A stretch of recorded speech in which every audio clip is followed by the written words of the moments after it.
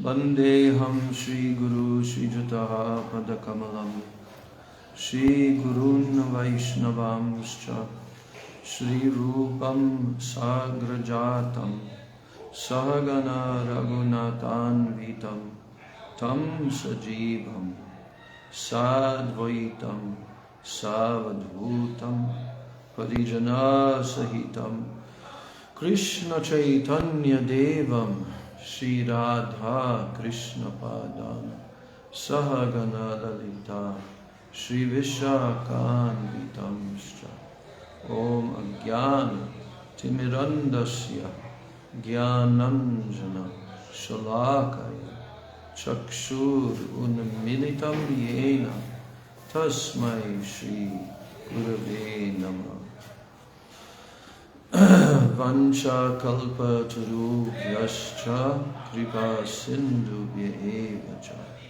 patitanam pavanebhyo vaishnavebhyo namo namaha namo mahavadannaya krishna prema pradayate krishnaya krishna chaitanya Namne Gaura Tvishe Namah Nityanandam Namastubhyam Prem Ananda Pradayane Kalo Kalmashanashaya Janava Pataye Panchatattvatmakam Krishnam Bhakta Rupa Swarupakam Bhaktavataram Bhaktakyam Namami Bhakta Shaktikam He Krishna Karuna Sindho Dina Bandho Jagatpate Gopesha Gopika Kanta Radha Kanta Namostute Tapta Kanchana Gaurangi Radhe Vrindavaneshwari Vrishabhanu Sute Devi Pranamami Hari Priye Brindai Tulsi Devyai Priyai Keshavasya Cha Krishna Bhakti Prade Devi Satyavachai Namo Namaha Shri Krishna Chaitanya Prabhu Nityananda Shri Advaita Gadadhar Shivasadi Gaura Bhakta Vrinda Shri Krishna Chaitanya Prabhu Nityananda Shri Advaita Gadadhar Shivasadi Gaura Bhakta Vrinda Hare Krishna, Krishna Krishna, Hare Hare, Hare Rama, Rama Rama, Hare Hare, Hare Krishna, Krishna Krishna, Hare Hare, Hare Rama, Rama Rama, Hare Hare, Hare Krishna, Krishna Krishna, Hare Hare, Hare Rama, First of all, I'm offering my unlimited Dandavat Pranams and my Shraddha Pushpanjali at the lotus feet of my most worshipable beloved Gurudev, Nitya Leela Pravishta Om Vishnupad Paramahansa Ashtotar Sata Shri Srila A.C. Bhakti Vedanta Swami Maharaj Srila Prabhupada. Then I'm offering my same unlimited Dandavat Pranams and my Shraddha Pushpanjali at the lotus feet of my most worshipable, beloved Siksha Gurudevs, Nitya Leela Pravishta Om Vishnupad Paramahansa Ashtatarasata Shri Srila Bhakti Rakshak Sridhar Goswami Maharaj and Nitya Leela Pravishta Om Vishnupad Paramahansa Ashto Tarasata Shri Srila Bhakti Vedanta Narayan Goswami Maharaj. I offer my Dandavat Pranams at the lotus feet of all of my Sri Sri Rupanuga Guru Varga and my Siksha Guru Varga, and I offer my Dandavat Pranams to all of the Vaishnavas and to all of the Vaishnavis.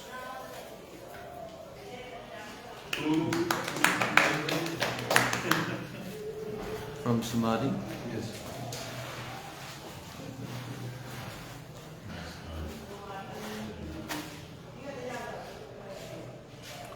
So, today I'm going to do a little bit of a combined katha. One is, I'm going to read a little bit more from Srila Bhaktisiddhanta Saraswati Thakur's Upadeshavali, which is his basic instructions that he would give. There's a group of 24 in our songbook. So we were studying a few of those the other day. And also, because Gaur Purnima is just around the corner now, so I thought it would be very good to hear about Lord Chaitanya Mahaprabhu. The first chapter of Chaitanya Bhagavat is a very beautiful offering by Srila Vrindavan Das Thakur of his Mangala Charana for writing the whole book, right? For invoking auspiciousness. And he's paying his pranams. And in that chapter, he spends a very long time talking about Lord Nityananda. And because Lord Nityananda is his spiritual master, actually, his guru. And he begins to tell us so much about Nityananda Tattva, how Nityananda Prabhu is actually Baladev himself. And also how he manifests in so many different features to serve Krishna in various relationships, and also in Shantaras, how he expands himself as all the paraphernalia. The bed, the shoes, the umbrella, all different paraphernalia. That's actually Balaram. And also, there's quite an extensive discussion in that same section about Sheshanag, Anantashesh. And so, in this way, Srila Vrindavan Das Thakur gives considerable mention about Sri Nityananda Balaram. Then after that, what he does is he wants to summarize the whole book. The book, Chaitanya Bhagavat, consists of what? 3 parts. Just as Chaitanya Charitamrita consists of 3 parts. And in Chaitanya Charitamrita it's called Adi Lila, Madhya Lila, Antya Lila. But in Chaitanya Bhagavat it's called Adi Kanda, Madhya Kanda, and Shesh Kanda. Now the 2 first parts of Chaitanya Bhagavat are very long, whereas the 3rd part, the Sheshakanda, is very short. Because Vrindavan Das Thakur did not write extensively about those later pastimes of Mahaprabhu. Only he touched upon them. But that left space for Srila Krishnadas Kaviraj Goswami to be elected by all the Vaishnavas who were living just after the time of Mahaprabhu. In Vrindavan they were living, so many of the eternal associates. And they requested Krishnadas Kaviraj to write the later pastimes. So what Krishnadas Kaviraj Goswami did was he also touched upon, in the Adi Lila, he touched upon the pastimes that were not so very extensively explained, that were only briefly explained by Vrindavan Das Thakur. And so, actually, the book is like a sequel.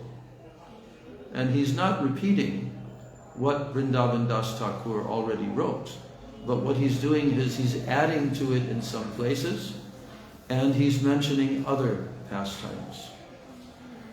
So the Madhya Lila and the Antya Lila of Chaitanya Charitamrita are the absolute, epitome of scholarly presentation of Sri Chaitanya Mahaprabhu's life and teachings. So Madhya Lila is very big, and also Antya Lila is quite long. But there you will hear what was not mentioned at all. Haribol Prabhu. You'll hear what was not mentioned at all in the Chaitanya Bhagavat. So, what he does, as I told in the first chapter, he is telling about, in the Chaitanya Bhagavat, he's at the end of the first chapter, he gives a summary of all three sections. Understand? The late Adi, Madhya, and Antya. But what he does is he just mentions various pastimes from there. That in this section we will hear about Mahaprabhu doing such and such. So that I want to read today, because that will make us immediately start thinking about Chaitanya Mahaprabhu's transcendental pastimes. Okay. But first I want to read from Srila Bhaktisiddhanta Saraswati Thakur's Upadesh Avali. Welcome to the devotees from the vast kingdom down under.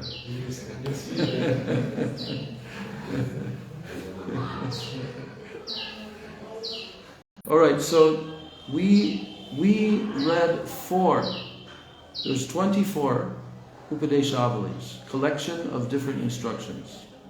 We read 4. I'm just repeating those because these are only 1 or 2 sentences long. But just to refresh our memory, okay? Here's number 1. Param Vijayate Sri Krishna Sankirtanam.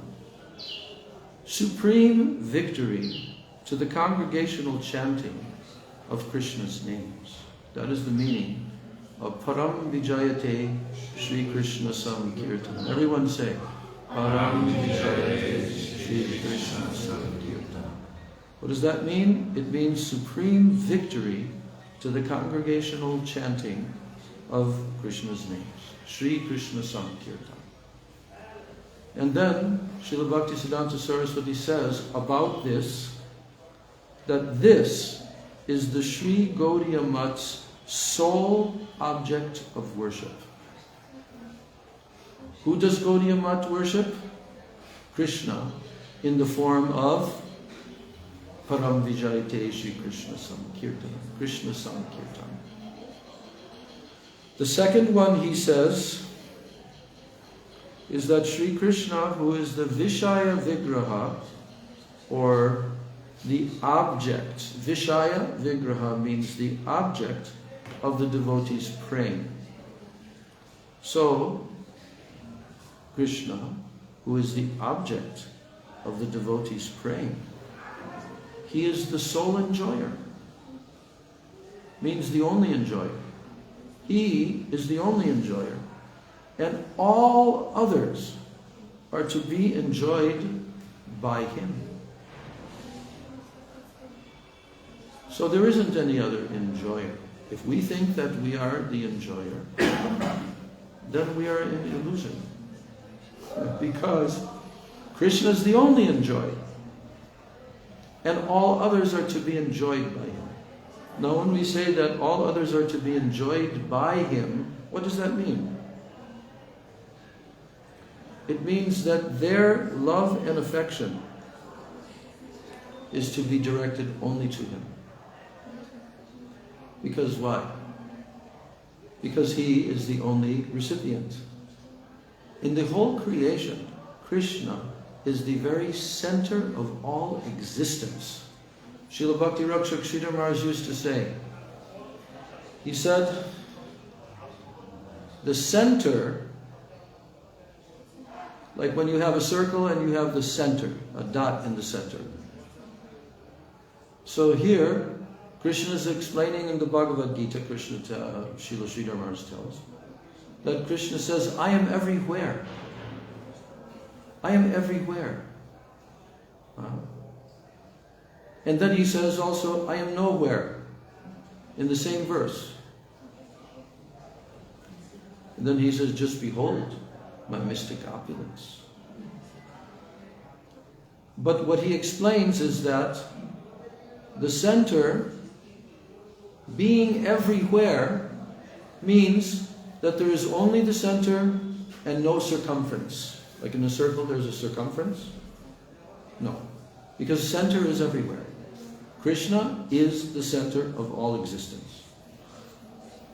And therefore he is the object of everyone's praying, their loving devotional service.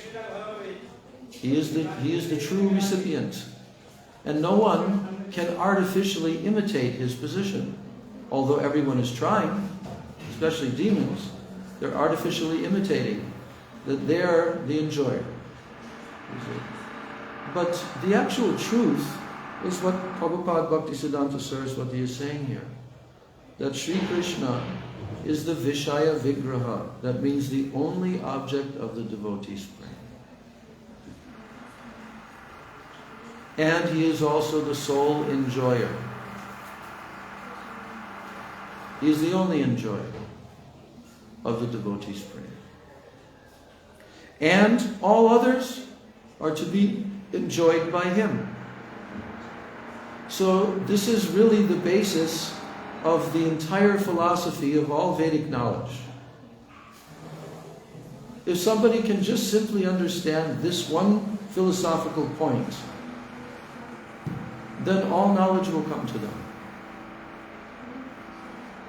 That's why these statements are so condensed. Now the third Upadeshavali is that those persons who do not perform Hari Bhajan.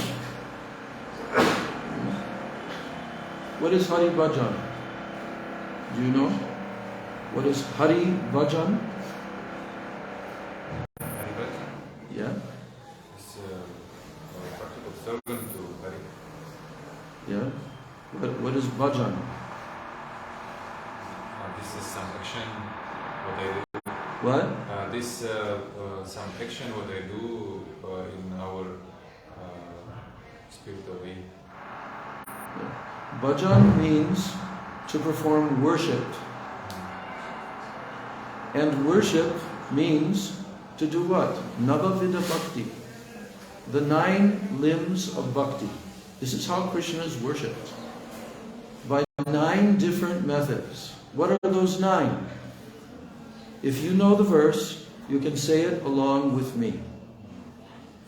Shravanam, Kirtanam, Vishnu, Smaranam, Padasevanam, Archanam, Vandanam, Dasyam, Sakyam, Atma, Nivedanam. You know the next verse?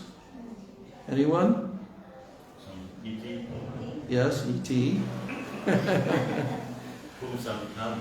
Yes. Yeah, Bhaktish chain Navalakshana Kriyeta Bhagavatyadha Tanmanyeya Ditam Uttamam.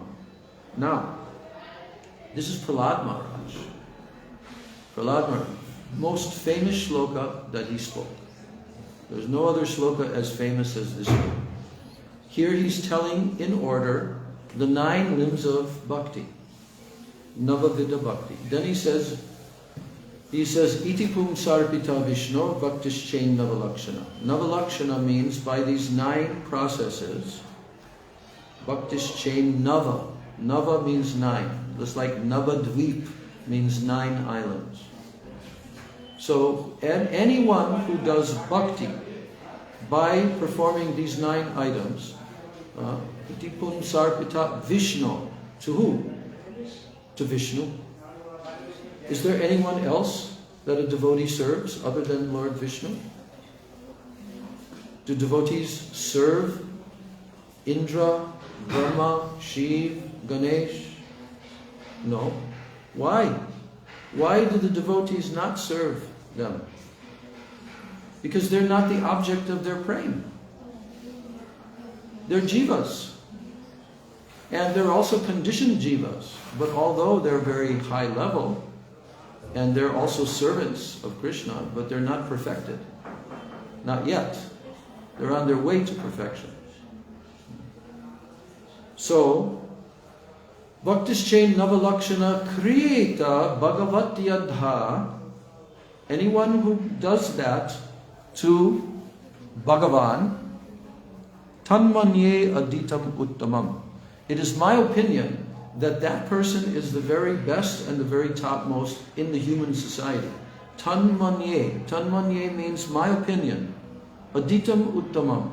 He is the topmost. So now Srila Bhaktisiddhanta Saraswati Thakur is telling about those who don't do that. In this third Upadeshavali, he says those who don't perform Hari Bhajan and they are ignorant, means they don't have knowledge. So, what category are such persons placed in? By Bhaktisiddhanta Saraswati and by all great Vaishnavas. When they look at such individuals, what do they see? That these people are performing spiritual suicide. They are murdering their own soul by not doing bhajan to Hari. Very clear and simple. If a human being does not serve God, does not serve the Supreme, even in other religions, at least they make some effort to know God and to have some kind of relationship with God like this. But those who make no endeavor for this, they are murdering their own soul. And what does that mean? Not that the soul can be killed, no. But the soul will be placed in a very, very low position of life in different species. And will have to wait a long, long time to get the human form again. Did you know that? Yeah, they have to wait a long, long time. How long does it take for a jiva to come all the way up from the lowest of all the species, microbial, insects, and so forth? How long does it take for the jiva to move from there all the way up, finally to the aquatics, and then the animals, and the birds, and finally the humans? How long does that take? Millions of lives. Millions of lives. Why? Because they have to go consecutively. They can't jump. Once you're down there, and you're in an ant body, insect body, microbial germ body, it's going to take you hundreds of millions. So they have to go to all of this 8,400,000 spaces? Yes. And they can't skip any? No. But maybe if they get Mahaprasad. That's different. Yeah. We're talking about just the fact that they're stuck in that condition. It basically means you just committed suicide for millions of lives, millions and millions of years. So that's the nature of Kali Yuga. Srila Prabhupada used to warn. He said, be very careful. In Kali Yuga is a very, very dangerous time. Why? Because it's all negative, sinful influence surrounding everyone. And if you become influenced by that, and you waste your human form of life, then bye-bye for a long time. Even the leaders are so sinful. You know? Yeah. No, they get special treatment. You know why? Because they have to take the sinful reactions of their citizens, at least 1/8. That's the law in the Manu Samhita. Any leader, any king, any governor, any prime minister has to accept 1/8 of the sinful reactions, but they also get 1/8 of the pious. That's the law of the universe.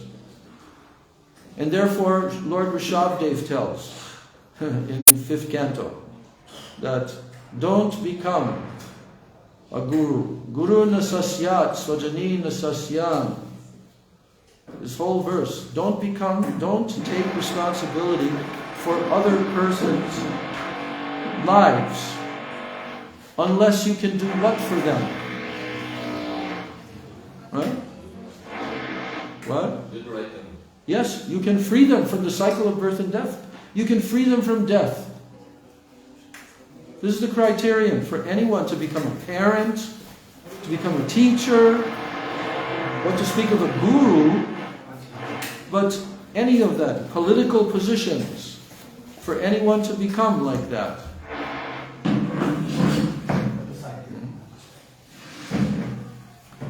Did you bring the mosquito things? Plug them in. You didn't bring. You did bring. No, don't go. So, okay, now.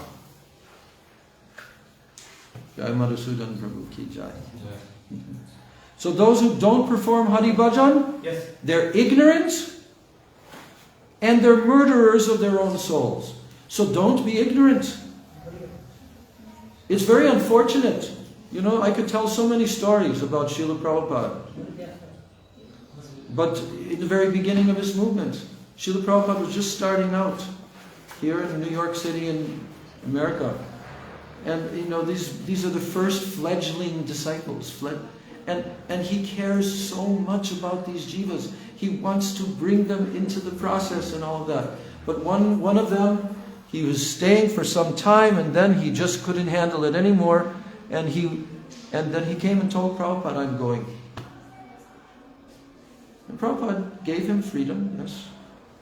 But the way that Srila Prabhupada asked him, he said, come back again. Come back again. As he was leaving out the door, come back again. Why? Because you had the chance. Now because of illusion, you're running away. But for your benefit and the upliftment of your eternal soul, come back again. This is how the pure devotees feel.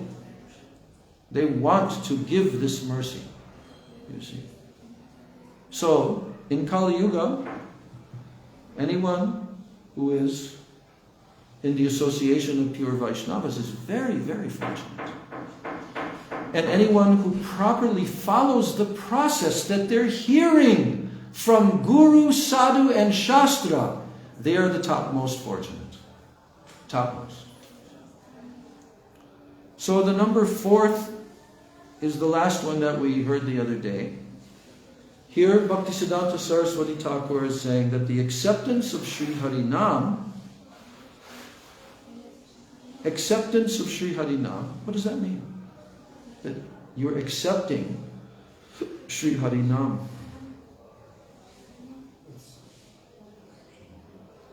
Means that you are now performing in your life the chanting, regular, daily, and profusely. You are chanting Harinam. It's not easy. What? It is not easy to accept the Harinam. Yes. Or to move towards perfection in chanting Harinam. It is one thing to just start to chant. But it's another thing to start to chant properly. It's another thing to start to chant with Sambandha Gyan.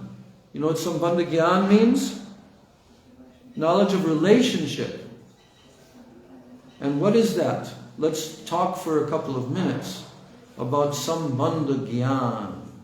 What does that mean? So the word Sambandha means relationship. This is the beginning of transcendental knowledge, to learn Sambandha Gyan. In the Vedas, Sri Chaitanya Mahaprabhu explained that the Vedas consist of 3 different main topics. 3 main topics. First one is called Sambandha. That means knowledge of relationship. Second one is called Abhideya. Abhideya means the practice, the process that you will have to follow to develop that relationship. And the third one is called Prayojan. And Prayojan means the final attainment. What you will attain at the end. So sambandha avideya prayojana. You see? So, what is sambandha gyan? If we were to explain to someone what is sambandha gyan, if we want ourselves to understand what is sambandha gyan, then we have to know what consists. When you talk about relationship, then you have to talk about two. There has to be one and another one. And then there's a relationship can be developed between those two. Okay? Just like we have a relationship, all of us sitting here in this room right now, we have a relationship with the earth. Why? Because we're sitting on the earth. So there's a relationship between my body and the earth. Everything has relationship. But there are 5 different categories of sambandha, relationship, between 3 different entities. 3 entities. What are those 3 entities, first of all? Ishwara. Ishwara means who? What does Ishwara mean? Controller. Controller. Ishwara. And that is who? There's only one Ishwara. Yeah. That's why he's called the Supreme Personality of Godhead. Supreme. Because he's Ishwara. Ishwara Parama Krishna Sachidananda Vigraha Anadir Adir Govinda Sarva Karana Karana. So Ishwara is the first entity of 3. We can look at this like a triangle. So Ishwara is at the tip of the triangle, and then the other 2 are what? Jiva is one, and Prakriti.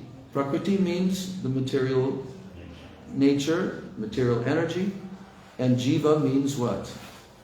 The eternal Amsha, Jivatma, who is Vivinamsha Jiva, who is separated part and parcel of Krishna. Now, Sambandha Gyan consists of 5 different relationships here. Can anyone tell? Can you tell? First, relationship Ishvara and the Jiva. Okay. Then Ishvara and material nature. Then Jiva and Jiva. Jiva and material nature. And material nature and material nature. Yeah. Those are the 5. Srimad Bhagavatam and Bhagavad Gita are giving full Sambandha Gyan. So, if someone is in any religious process or philosophical conception, but they don't tell you what is your relationship with the Supreme,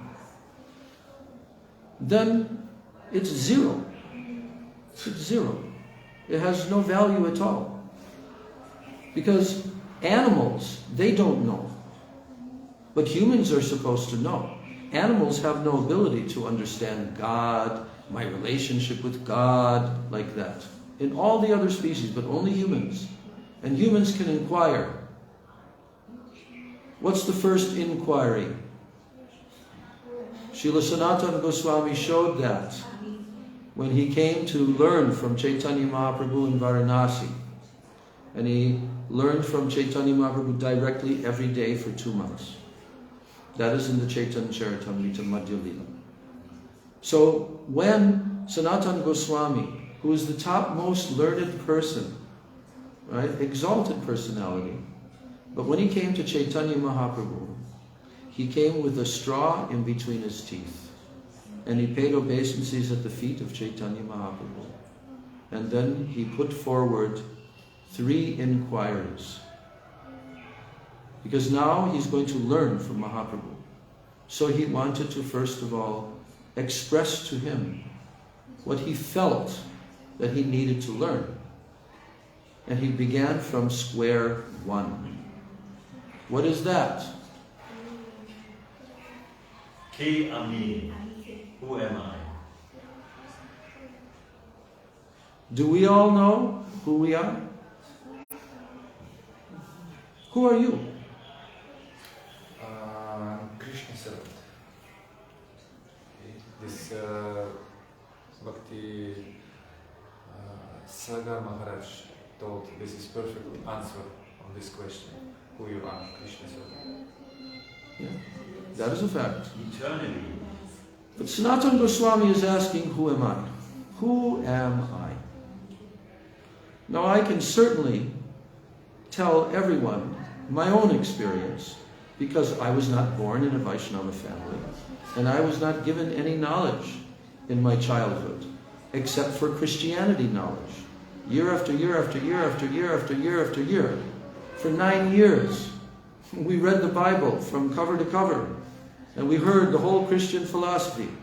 But at the end of that, did I know who I am? No! I did not know who I am. Because if anyone is thinking, I am this body, as Srila Prabhupada used to very nicely explain, I am this bag of stool and urine. This is me. This is me. And that's what the conditioned souls are all thinking. That I'm just this bag of stool with blood and pus and all of that. Many times I've been with Gurudev where he's mentioned these different ingredients that were sitting are inside of this body. Is that you? Are you made of stool and urine? Yeah. Yes? This is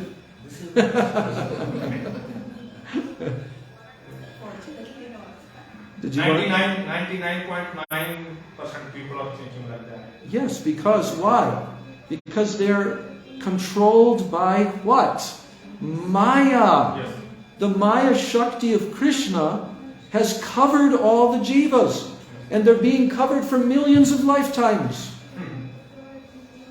until they are fortunate. Only then can they wake up. Only then can they learn the truth. You know how valuable this is? I think most devotees will begin to understand this, even newer devotees, that they can look out into the world and they can see that most of the people of the world cannot even explain this first thing, who they are. So what are we? Jiver Swarupahoy Krishner Nijidas. Krishner Tatasta Shakti Veda Veda. Just as the tiny particles in the sun rays, the little atomic particles in the rays of the sun, that's what we are in relation to Krishna. And we're eternal, indestructible. And we are conscious. We are consciousness and we are conscious. That's what we are. And we're not this physical body. So that's the beginning of spiritual life. So, if I'm not this body, then comes the big question. Who am I? What am I? And that requires some bandhagyan. Because without knowing where you came from, what is your connection with the Supreme Being, what is your actual relationship and connection with this material nature, if you don't know those things, you cannot attain spiritual perfection. So this is elementary knowledge, and this is what Sri Krishna has very carefully presented in the Bhagavad Gita. And in Srimad Bhagavatam it goes even more extensively. Because each category has so much information. The category of the Jivatma. What is the Jivatma? There's so much to know about the Jivatma. What is Ishvara? What is the Supreme Absolute Truth? So much to know about Him. That's the topmost knowledge. Who He is. What are His name, His form, His qualities, His pastimes, His Shaktis, His energies. This is why in Chaitanya Mahaprabhu's philosophy, in his presentation to the world, Chaitanya Mahaprabhu has 10 different philosophical principles. And those 10 philosophical principles, 8 of them are dealing with sambandha. The 9th one is dealing with abhideya. What is the process? And the 10th one is dealing with what? Prayojan. What is the final prayojan that everyone ultimately will attain in their perfection? What is that? It is Krishna prema. Priti, love and affection for Krishna. That is the final prayojan for every living entity. If someone does not know this, their life is aimless. They'll go from one thing to another, to another, to another. But if somebody knows that I am not this body, I'm the eternal soul, I'm part and parcel of Krishna, I have a relationship with Krishna, and if I perform bhakti yoga and loving devotional service to Krishna, what will happen to me? I'll develop Krishna prema. I'll develop pure love for Krishna. You know how valuable that is? You know how valuable is Krishna prema? I want to hear from one of you, or two of you, or five of you. How valuable is Krishna prema?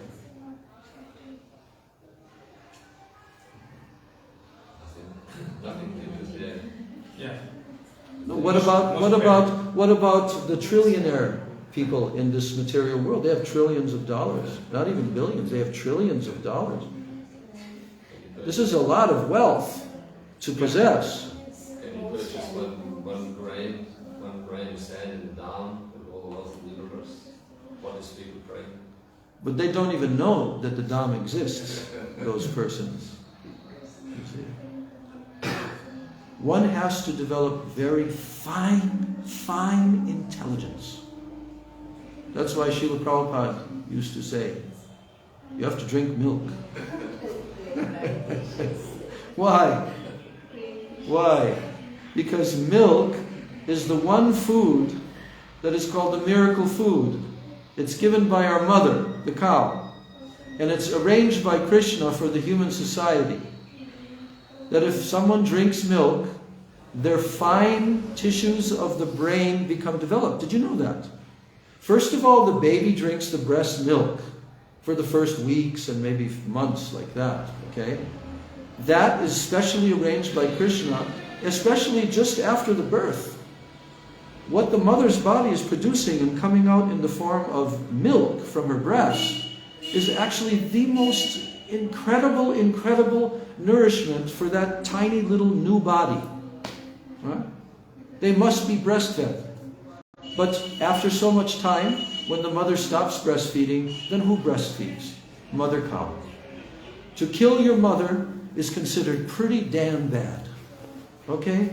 And that's what Western civilization does. They kill their mothers by the billions and eat them.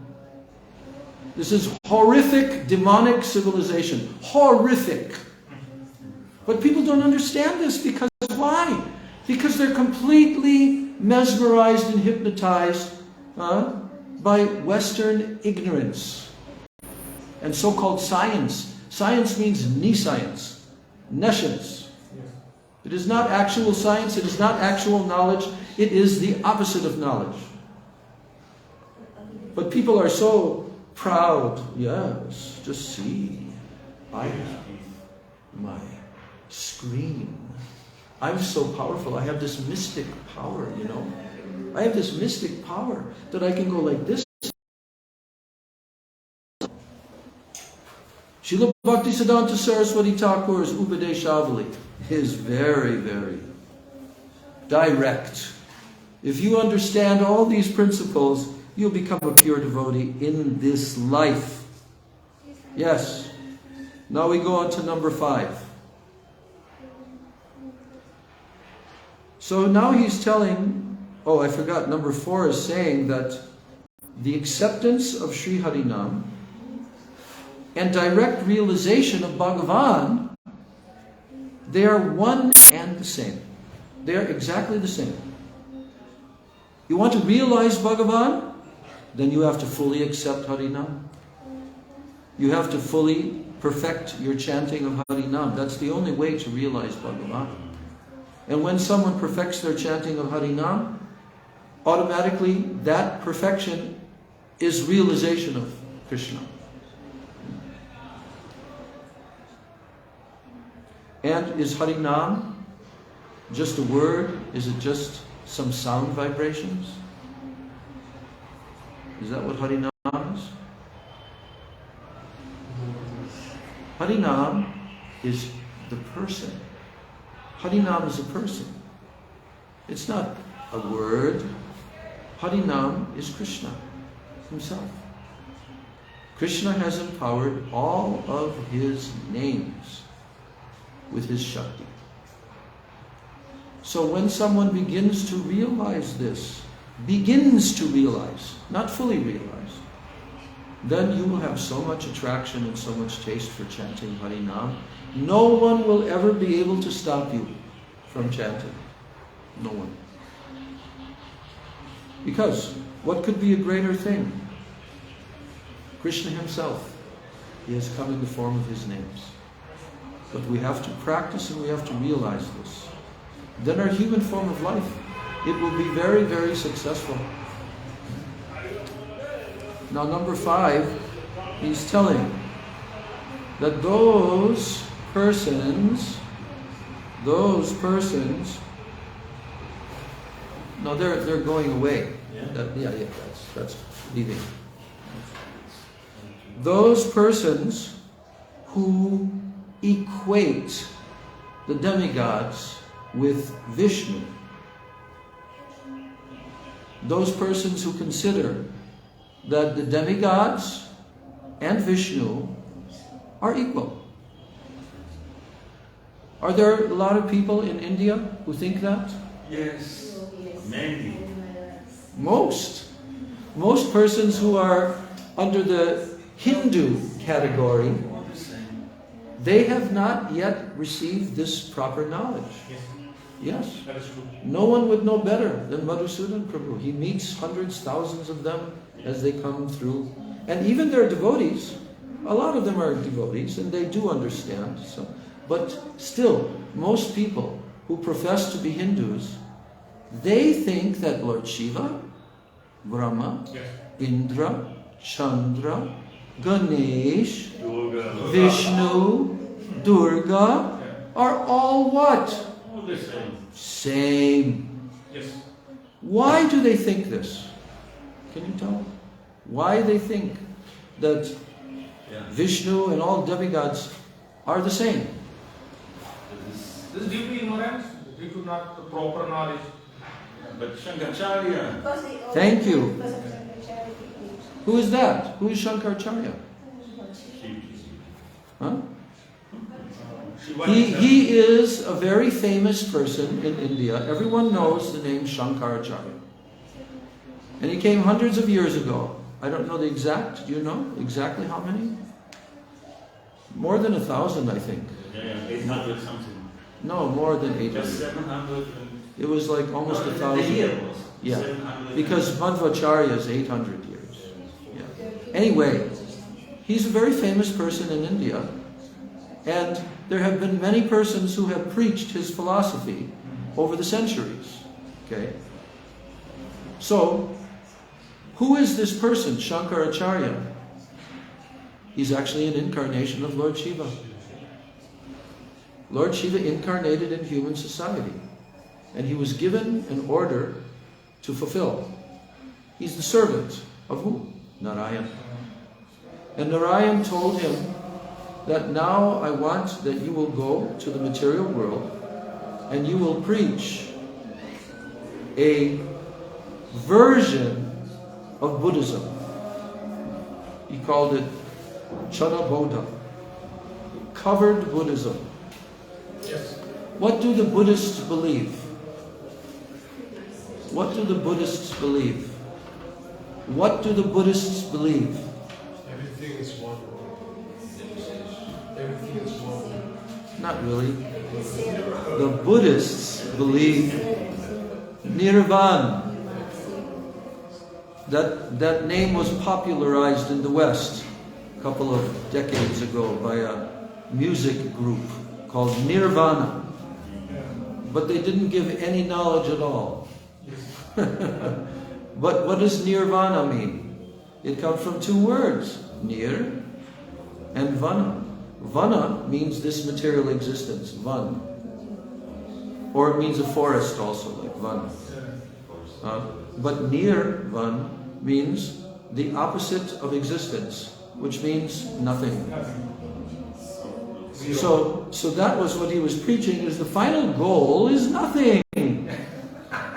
Zero. And this is why our Srila Prabhupada, when he gave his own pranam mantra to his disciples who were asking him to give them a specific pranam mantra so that they could worship him now that they've become his disciples. And what was the mantra that Prabhupada composed for them? You can say it together with me. Namaste Saraswati Deve Gauravani Pracharani Shesha Shunyavadi Paschatya Desatarini. Can you explain the mantra line by line? Paschatya Desatarini is the western countries. Paschatya is the countries in the west. Tarini is delivered. Paschatya is the Nirvishesh, Shunyavadi Vishesh is Shunyavadi is foilism, and Nirvishesh is impersonalism. Impersonalism? No, Okay. Nirvishesh is no form, it's impersonalism. And Shunyavadi is same as Buddhism. Shunya. Shunya, zero. Zero. Yes, zero. The philosophy of nothingness. Yes, so Okay. Alright, so Prabhupada, he said, Namaste Saraswati Deve.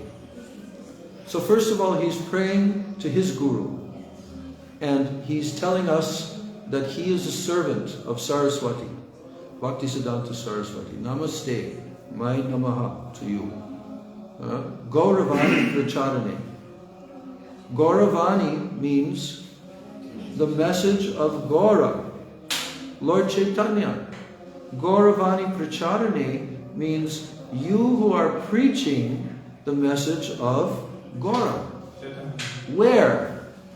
Paschatya Desha. In the Western countries. Because Prabhupada came to the Western countries. And he said, the Western countries are filled with misconceptions. Specifically two types. Nirvisheshvad and Shunyavad. Now, what does Nirvishesh mean? Nirvishesh means no variegatedness, only oneness. Nirvisheshvad. This is what Shankaracharya preached. Everything is one. Sarvam. Sarvam Kalvidam Brahma. Sarvam Kalvidam Brahma. That means everything is Brahma. And what is Brahma? Do you know? What is Brahma? Brahma or Brahman? Brahma. This creator. No, that's Brahma. This one of form of Brahma, Brahman, personal. Yes, Brahma. But this is the subject matter of the Vedanta Sutra of the Vedas. Tato Brahma Jigyasa. To inquire about what is the Supreme Absolute Truth. That means Brahma. The Supreme Absolute Truth from whom everything has come. Okay? So, Shankaracharya came to preach the philosophy which is now known by the Vaishnavas as Mayavadism. Mayavad. Why is it called Mayavad? Did you ever think about that? Oh, he's a Mayavadi. But did you ever think about what is the meaning of the word Mayavad? And why are we calling them Mayavadis? Because they thinking this all coming from Maya. Leading is Maya, like Maya, and Vada is lead by Maya. They, Maya lead there. No. One of the meaning of Sanskrit. No, but that's not the meaning of Mayavad. Vad Vad means the philosophy. This is a particular vad, a particular philosophy of what? Of Maya. Now, why is it called Maya? Because Maya means illusion. And what does a Mayavadi believe? They believe that the absolute truth, Brahma, has become covered by Maya. You understand? The absolute truth, Brahma, has become covered by illusion. That's like saying Krishna, the Supreme Personality of Godhead, can become covered by illusion. That's impossible. It's impossible. Anyway, we won't even begin to start discussing the flaws in their philosophy. But just so that you know, all of our Vaishnava acharyas have completely defeated the Mayavad philosophy, point for point for point for point. There's one book by Madhvacharya from 800 years ago, and it is called Mayavad Shatadushani. Shatadushani means the 12 faults. The 12 faults of Mayavad philosophy. Shatadushani. But for somebody to believe this philosophy, it means that their conclusion is that we are all Brahma. That there is no truth to our existence as an individual living entity. We're all one. And we're only dreaming. It's like an illusion. Actually, we're God, but God is dreaming that He's now become many. Absurd philosophy. But Lord Shiva is very powerful, and He taught this. But you know that Lord Chaitanya Mahaprabhu, what did He do? He defeated the greatest of all the Mayavadi philosophers in all of India. But Shankaracharya was powerful because, you know, one of the things is that prior to Shankaracharya coming, who incarnated in the world? Buddhadev, Lord Buddha. Yes. And actually, there were two Buddhas. We know that from Param Gurudev, who wrote the book. One is Bhagavan Buddha. Yes. But one is the Vishnu Buddha. And his philosophy was not like what we hear the Buddhist philosophy. But Vishnu Buddha came, why?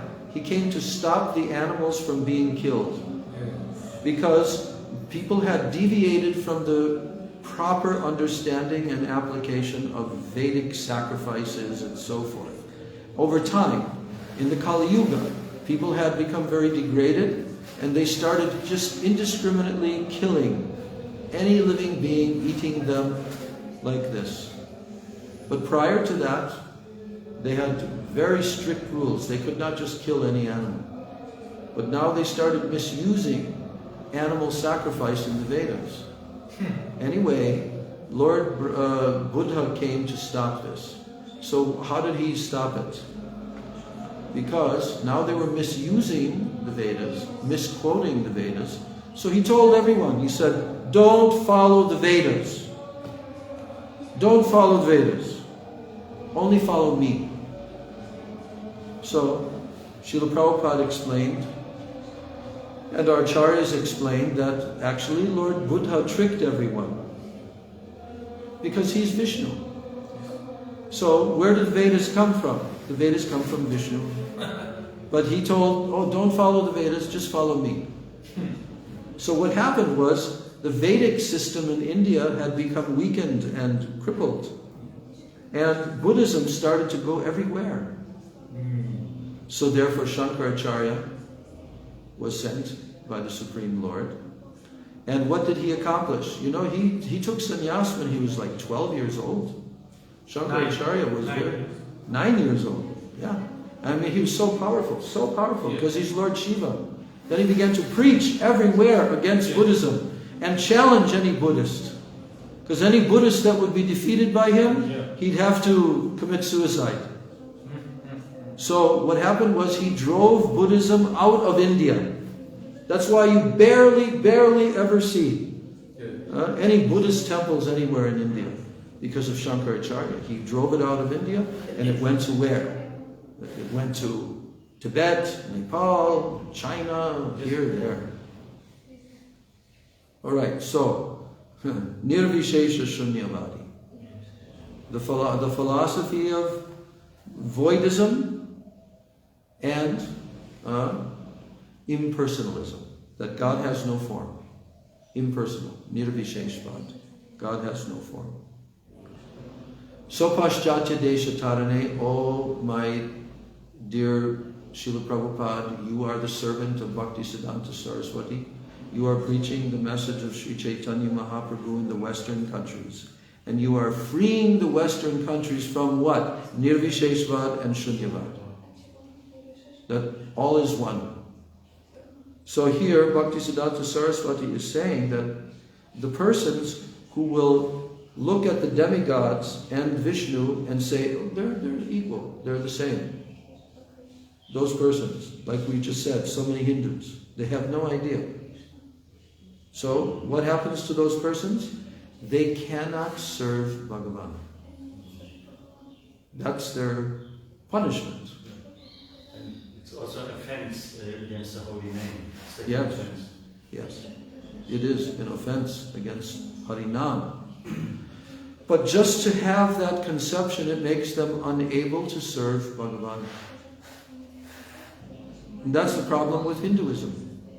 They don't know who is the Supreme, and they don't know how to apply devotional service, pure bhakti, to serve the Supreme. And they think that just by doing some puja to Durga or Ganesh or any, that this will solve all of their problems in life. I'll get wealth, I'll go to the heavenly planets, I'll have good progeny, all of that. Yeah. You know, they worship all, and they think also the right one is also there. They think what? The right one is also there. So Yes. They want to make sure that they don't omit any of them, just in case that may be the main one. Anyway, this is all ignorance, and Bhaktisiddhanta Saraswati is saying that those who will think like this, they cannot serve Bhagavan. It will make them unable to adopt the process of bhakti. Because the process of bhakti has to have sambandha gyan. Here's this point again. You have to know who is the Supreme. What is your relationship with the Supreme? Is that your relationship with demigod? That you're the eternal servant of Lord Shiva, Lord Brahma? No. You're only the eternal servant of Bhagavan. Bhagavan is the supreme absolute truth. Only Him. And He expands into unlimited incarnations, avatars, and forms. But if someone does not understand that Vishnu is supreme, that the supreme absolute truth is God, Vishnu, Narayan, Krishna, they're all one and the same. If they don't understand that, then they cannot do bhakti yoga. They cannot serve Bhagavan. Okay, and then the last one that I'll read right now is he's telling here, what is real service to Sri Mayapur? You know that Bhaktisiddhanta Saraswati Thakur, he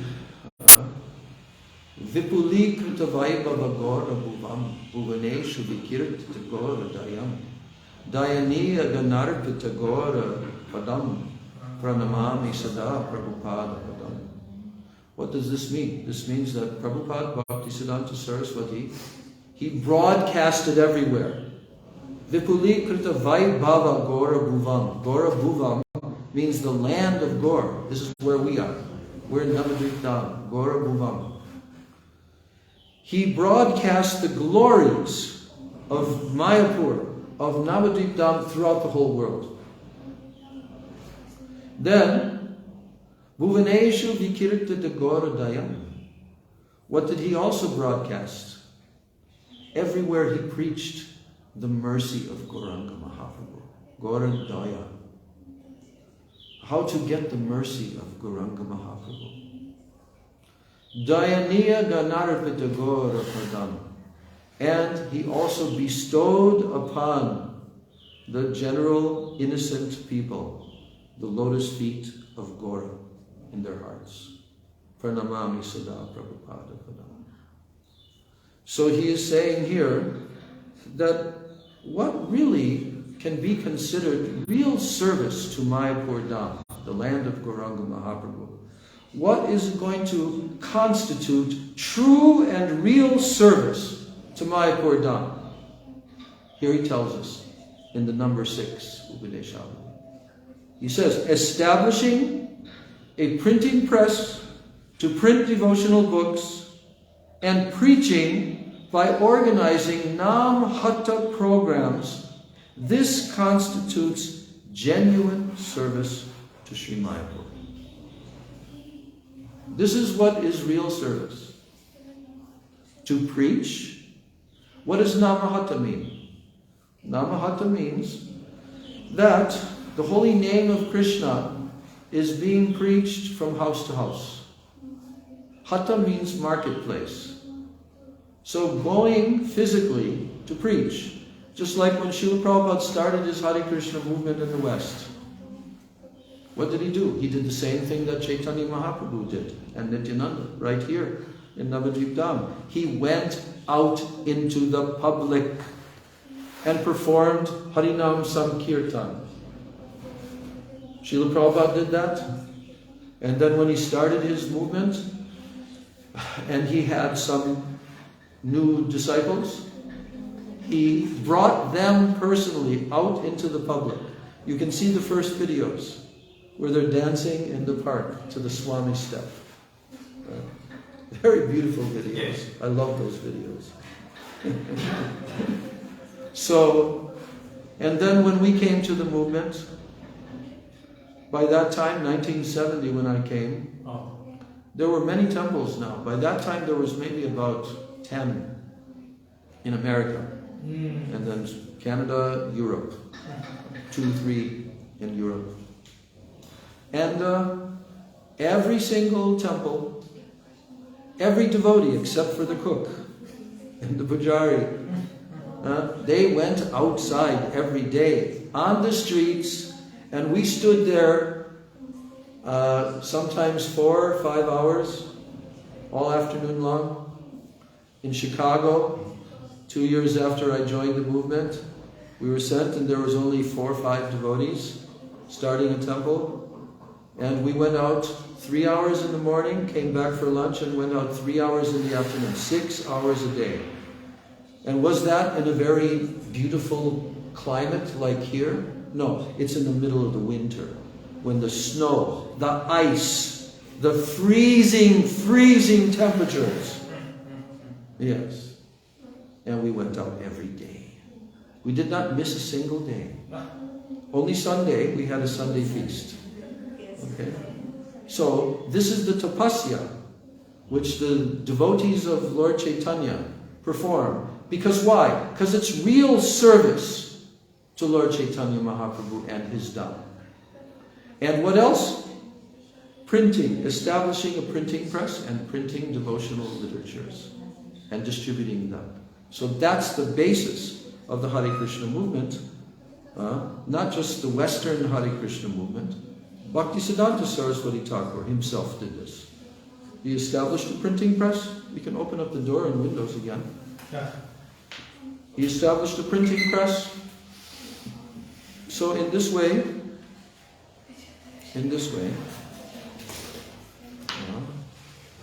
this is real service to Navadvip Dham. Oh, number 7.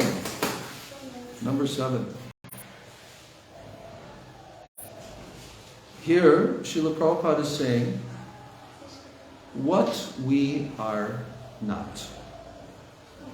What we are not. He says, we are not doers of good or bad deeds. That's not what we are. We are not the doers of good deeds, and we are not the doers of bad deeds. That's not what we are. And then he said, and neither are we scholars or illiterate, cannot even read and write. We are also not that. We are not scholars. We are not illiterate. We are not the doers of good deeds. We are not the doers of bad deeds. What are we? Here's what we are. He says, our only duty is to carry the shoes of Hari's pure devotees. This is our only duty. To carry their shoes on our head. And then he says, why is this our only duty? Because we are initiated. We are initiated into the mantra. Which mantra?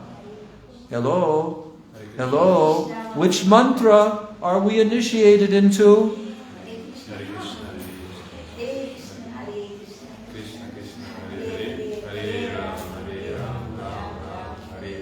No, but there's another words from Shikshastakam. Kirtaniya Sada Hari. Everyone say Kirtaniya Sada. Again. Once more.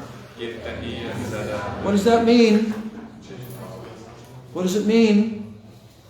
Always chant the name of Hari. Kirtaniya Sada. Sada means always. 24 hours. Chant the name of Hari. He says we are initiates into that mantra. That's the mantra that we are initiated into. Is to always chant the name of Hari. So that's our only business. That's our only identity. That's our only duty. We're not good and bad doers. We're not great scholars or illiterates. We are carrying the shoes of the pure devotees of Krishna. And we are initiated into the mantra Kirtaniya Sada. Is that clear? Yes. But to realize it is a whole other thing. Yeah. I love Bhaktisiddhanta Saraswati Thakur's incredible the way that he would speak. So, I'm going to read for 10 minutes. For 10 minutes, I'm going to read what Vrindavan Das Thakur has told about the pastimes of Lord Chaitanya.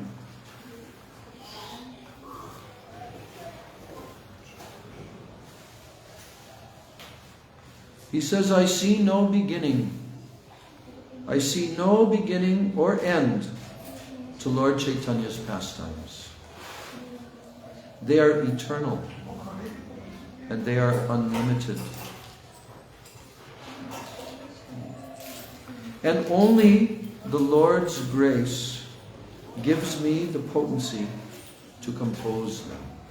Because now he is writing the Chaitanya Bhagavat. And he's saying, they are eternal. The pastimes of Lord Chaitanya are eternal. And they're unlimited. There's no beginning, there's no end. And how can I possibly describe all these pastimes? Only because the Lord has given me special grace and mercy.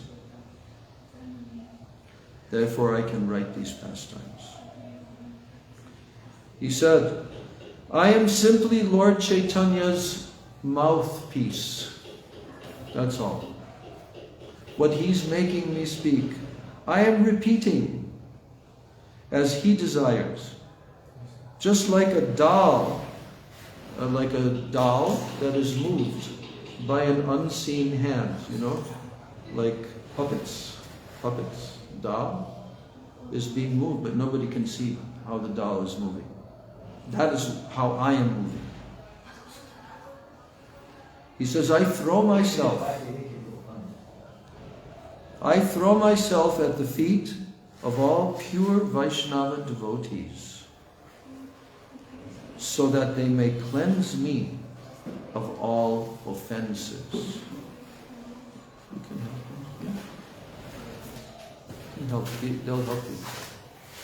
Yes. Ah, see, much easier.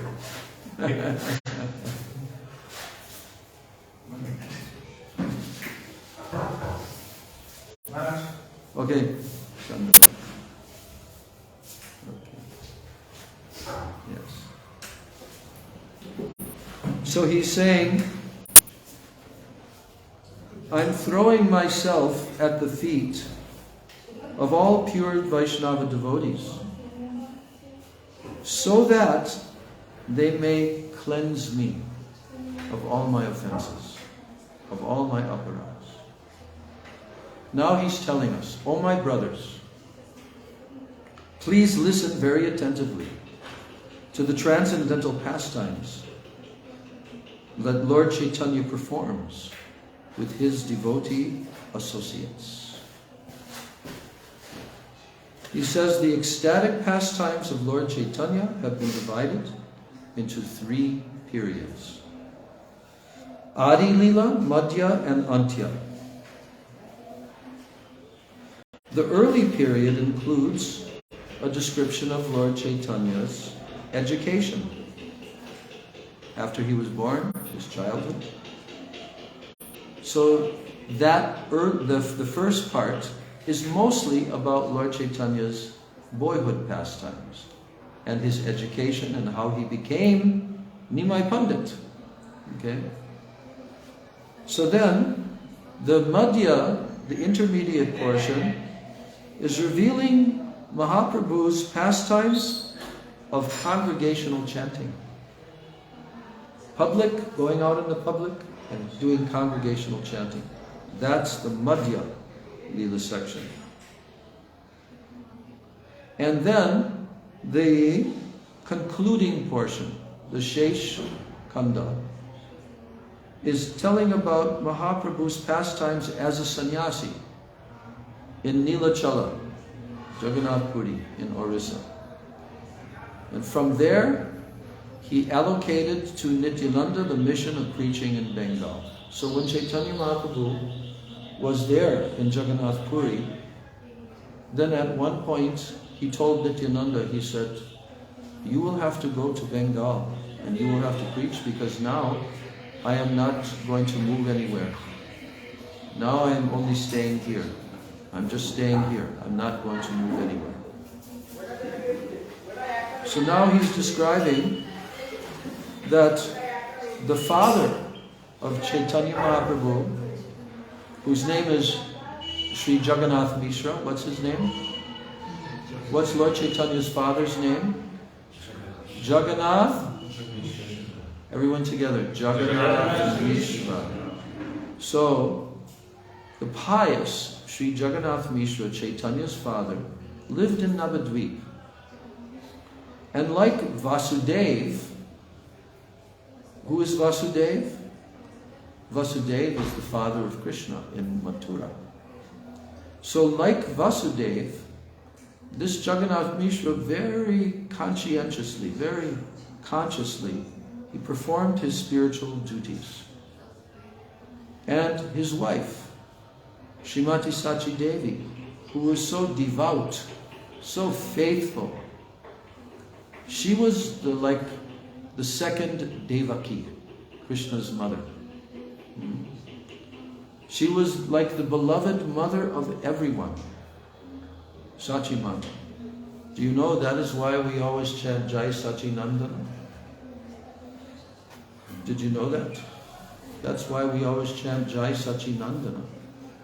Why don't we chant Jai Jagannath Nandana? Why are we always chanting Jai Sachi Nandana? Do you know? Just more praying. Huh? Just more praying for Chaitanya Mahaprabhu. Yeah, because she's very soft and merciful. Mother of the universe. And therefore, because Lord Chaitanya, Nimai Pandit, is her son, Therefore, he's also very soft and very compassionate. So we are invoking his name as Sachinandana so that he will also be merciful to us. Yes, that's like your why. mother. What? Be like your mother. Yes, yes, be like your mother. Yes. So, the Supreme Personality of Godhead, Lord Narayan, he appeared in the womb of Srimati Sachi Devi, and as Sri Krishna Chaitanya, he became the most precious possession of everyone's heart. So now he says, the Adi Kanda, it begins by describing what? The appearance of Lord Chaitanya on an auspicious full moon evening in the month of Falgun, just as the moon went into eclipse. Did you know that? The Lord Chaitanya was born. He appeared from the womb of Mother Sachi during a lunar eclipse. This is very important for the devotees of Lord Chaitanya to understand. Why? Generally, a lunar eclipse or a solar eclipse, they're considered to be very inauspicious. Do you know that? No, usually many good person also born on this time. It means sometimes their highest person born on this time, and sometimes very weak person. That's the opposite. Because more concentrated energy, like this time.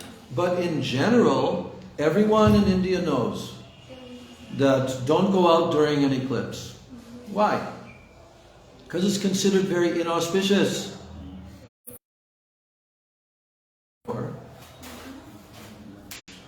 Here in Navadvip, and all throughout India, at that very moment when the moon was being eclipsed, what were the general mass of people doing?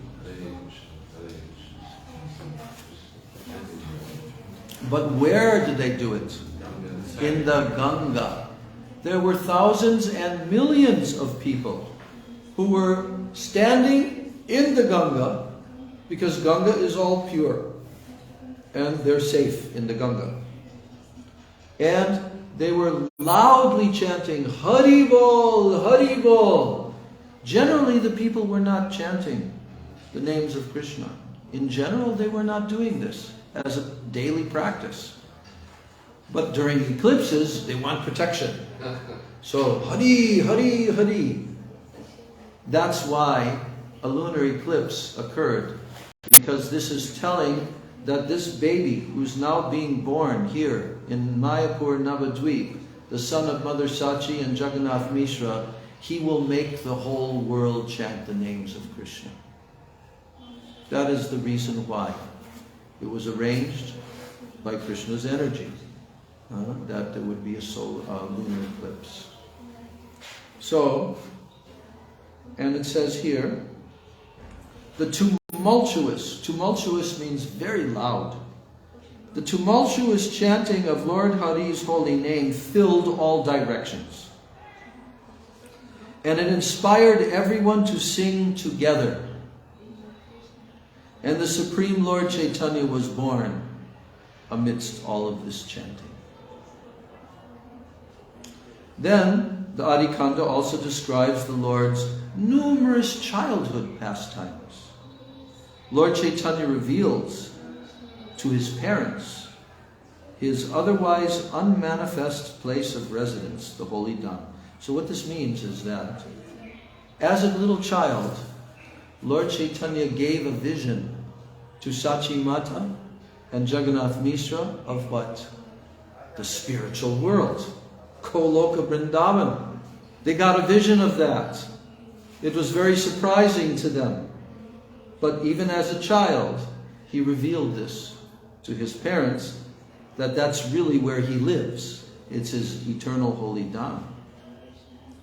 And when they were staring at this vision in great amazement and wonder, Then he displayed the signs of divinity on his lotus feet. He showed them. Because only incarnations of Krishna have such auspicious signs. So he showed that to his parents. He displayed that. Then, in this early portion of the book, then one day there were a couple of thieves, and they kidnapped baby Nimai from his house. That's pretty bad to do, isn't it? To pick up a child and kidnap and run away. But these two thieves, they thought, oh, he's just playing here alone. Nobody will see us. And look at the jewels that he has on his body. He's decorated with such beautiful, valuable jewels. We'll steal him and steal his jewels off of his body. So they tried to kidnap him. But what happened? They were running, and they were very frightened in case anybody would see them. And they're huffing and puffing and running. And then what happened? By the illusory energy of Lord Chaitanya, he made them run, without knowing it, directly back to the house. And when they came to the house, they were, oh, we're in the same place. And they just put the child down and they ran away. And then there's another story from his childhood where they're telling how, as a little child, he wanted to eat the foodstuffs that are offered on Ekadasi Day to Lord Vishnu. Because in the temples, Lord Vishnu, he does not follow Ekadasi. If you're cooking for the deities, you have to cook grains and everything. Rice. So, but the devotees, they followed Ekadasi. So when little Nimai began to cry, and he said, I want, bring me the food of these two devotees, Jagadish and, what was his other name? Hiranya and Jagadish. They were nearby neighbors, and they were cooking for their deity of Lord Vishnu in their house. And Nimai wanted to eat that food that they were cooking for their deities.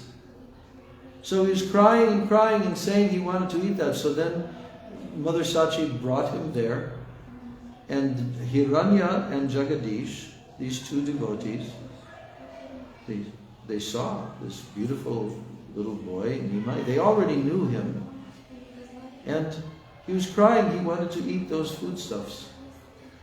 So generally they would not do this. They would not cook for the deities and then offer it to just some ordinary boy, right? But in this case, they became so inspired. Yeah? They considered themselves to be so fortunate that he wanted to come and eat the rice that they cooked for their Vishnu deity. But that was one of the childhood pastimes. And then another story where Lord Chaitanya, as a young boy, he began to sit down on a big pile of contaminated cooking pots. Now, what does that mean, contaminated cooking pots? We don't have that experience, because in India, in those days, they used to make out of clay. They would use the pots that were made from clay. Still they do that in Jagannath Puri. You've seen these pots. And even in the sweet shop, you can buy the Misti Dahi, and it's in one of these clay pots. So in Vedic culture, when someone has cooked in such a clay pot, then it's thrown and broken because it's clay, and it's considered contaminated because some of the pots are also eating utensils. So clay pots. So they were doing this. They had these clay pots, and near to the house, Then there was a big, huge pile. And the little children, they are taught not to go near to that pile because it's considered to be very dirty, contaminated. But what did Nimai do? He climbed up on the pile and he began to sit on the top of the pile of these clay pots. Yes. And what then happened? Then Mother Sachi came. Nimai, what are you doing? Why are you sitting there? This is contaminated. You should not sit here.